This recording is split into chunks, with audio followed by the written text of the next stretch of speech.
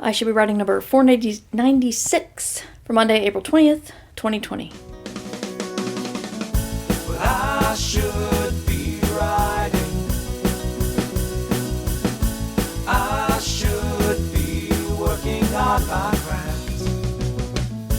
I should be writing. I should be submitting my next draft. But I'm sitting home watching Doctor Who. And welcome to I Should Be Writing, the podcast for wannabe fiction writers. I'm your host, Mur Lafferty. I had a long internal battle with the idea of doing week 4. If you have done week 4 of The Artist's Way, I want to hear about it.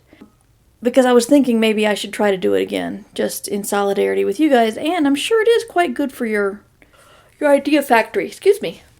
However, I realized that right now, just wondering, I feel like I need to do like a blog series or a podcast series on The Artist's Way during COVID-19 because everything is different. And it feels like week 4, if you're just listening, we're doing some of us are doing The Artist's Way, and week 4 is the one where you're supposed to take a week off of basically anything stimulating you story-wise. It says a week off reading, but you know she means video games, movies, TV, whatever, any sort of stimulation.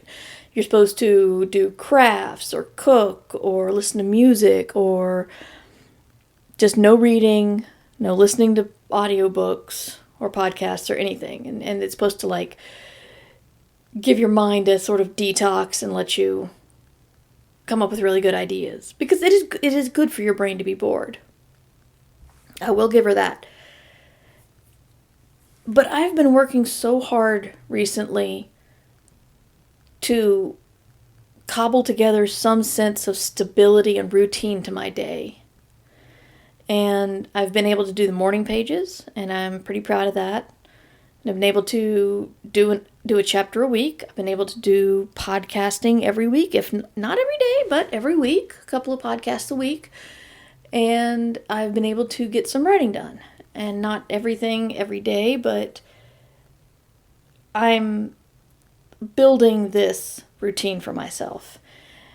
And to be honest, part of the routine is taking breaks that allow me to reconnect with people on social media, allow me to share Animal Crossing stuff with my friends and my family, and sitting around with my family and watching movies or playing games together. And it almost feels like week 4 is ideal if you're not responsible for anything else. It's like my mother-in-law used to go on meditation retreats where she would not speak for several days. And sure, I bet that's great, but I bet that's not something you can just decide to do in your everyday life. That kind of thing is a major change to your life that will affect everything. And maybe it's a cop-out, I don't know. But I decided that I was not going to shake the foundation that I've been very shakily building in the past 39, 40 days. Because I'm having to try to keep up with everything, and the cooking and the shopping is different, and the recording is different because I share my office now, and everything is different. So I am holding on to the little bits of sanity I can. And if that's a cop-out, so be it. It's supposed to be a disruptive thing, and you only want to disrupt things that have a strong enough stability to handle it.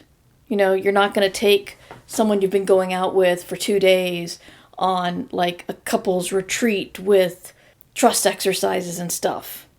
No, that's ridiculous. And so, I'm not going to... I really have to start closing the door. Dog has come in to find me, and she has found me.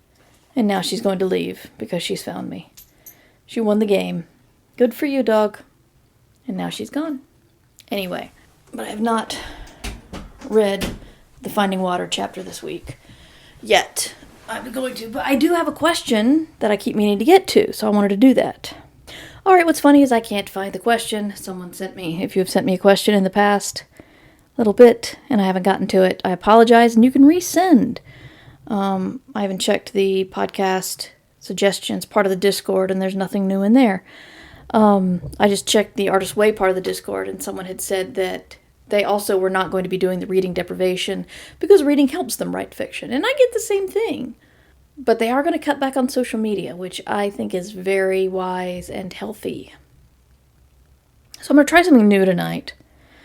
I think I'm going to, because I haven't been able to get any writing done, I'm going to edit this and put it up.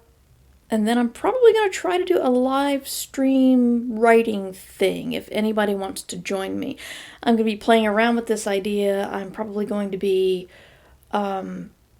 changing the times I do it, because I know there are people all over the place who may or may not be free. I don't know how much it will distract me, but I kind of like the idea of trying to do this group thing. And I have to use my Crowdcast subscription to see if I want to keep paying for it. So if you are around, if you're on Patreon, you'll get the message. I may do it on Twitch later as well, or I may just do Stardew Valley on Twitch. I don't know. But the writing's going well. I had it's one of those good news, bad news things where I realized that I had two characters. One of whom is a major character, one of whom is not a major character but appears a lot in the first couple of chapters. They were utterly bland. They were not adding anything to the story. They were not moving. They were not revealing character traits. They were not adding conflict. They were not moving the story along. And I'm like, why do I have these boring people in the story? And I finally did some, I had the fear of, I completely forgot how to character. I can't write characters. They all sound the same, and I'm a terrible writer.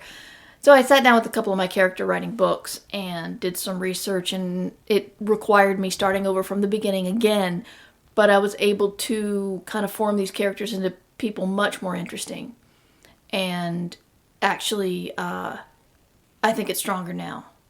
I'm still kind of behind, but I'm more confident with what I'm writing. I have a note to say about Tuckerizations. Tuckerizations are naming somebody in your book after somebody else. And usually, people do that to people they want to kill. And it's not considered a mean thing. It's actually considered an honor to kill, to be killed in somebody's book. And I realized it's not, people think it's morbid. But it's not, because when you do that, when you put a known name in your book and kill them, that's the easiest way to do it, because you don't have to develop their character and make people wonder, is this actually based on a real person? Is it based on the person it's named after? If that person does something terrible, is anybody going to equate it with the person it's named after? All that. And I had named a character after one of the high-level Patreon supporters, and then I just kind of froze. Because that character became a larger part of the book. And I finally had to change the name.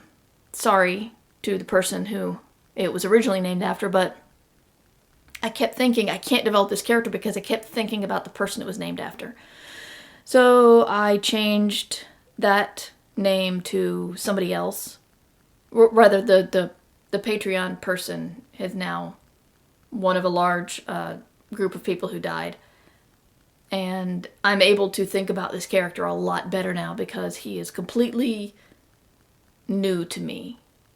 And I don't have to worry about offending the Patreon supporter, and I don't have to worry about holding back on my end. So if you're ever inspired to name a character after somebody existing, be aware that that might trip you up. There's your lesson for the day. But I'm going to get off now because I have to go, edit this and write, and it's already 5 o'clock, so what did I do today? I'm not sure. No, I recorded a Ditch Diggers and I went grocery shopping, which is scary. But I will try to record again tomorrow, do another Artist Way update, and yeah. I'm sorry, I'm not thinking very clearly right now because my brain is kind of whirling. But be kind to yourself. Don't fear don't think that you have to go off and write Shakespeare right now, and don't think that if you can't write, you're doing something wrong. It's a very, very stressful time for all of us. But if you can write, you should be. And if you can't write, be kind to yourself, because you will in the future. And blah blah, if you want to talk to me, mightymer@gmail.com, and the blog and show notes are at merverse.com. And you can support the Patreon for as little as $1 a month and get access to the Discord and all sorts of neat stuff at patreon.com/mightymer. I'll see you tomorrow, and you should be writing. Remember, you can support the show at patreon.com/mightymer. I should be writing theme music provided by John Anelio. You can find more about him at johnanelio.com. This podcast is distributed under a Creative Commons Attribution Share-alike license.